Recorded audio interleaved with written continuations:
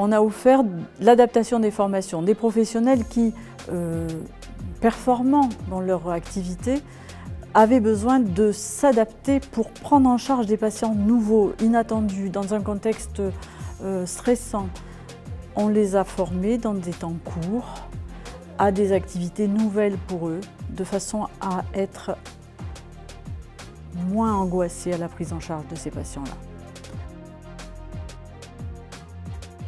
Ce qui m'a étonnée, c'était la capacité des professionnels à collectivement apporter une réponse rapide à une crise qui nous est tombée dessus et qui était complexe dans notre région. Nous sommes tout proches du centre de Creil et du nord et de l'Oise. Il a fallu agir vite et les professionnels ont répondu présent. Quel que soit leur statut, quel que soit leur métier, ils ont été là pour se mettre en ordre de marche et ils ont répondu vite. Epion, c'est une plateforme de formation.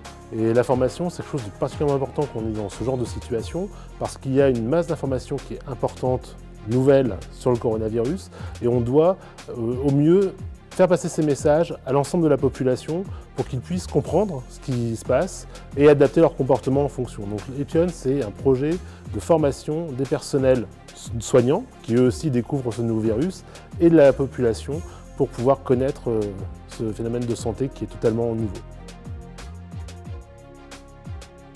On a besoin de fonds essentiellement pour pouvoir mener nos recherches, mieux comprendre cette épidémie et informer. On a un enjeu là très important sur l'information de la population. On parle de rouvrir les écoles. Il y a, à mon avis, un programme intéressant à mettre en place pour accompagner et aider les enfants, les enseignants, leurs familles à mieux comprendre les gestes barrières et à les mettre en place. Donc pour nous aider, soutenez-nous pour pouvoir mener ces actions de santé publique.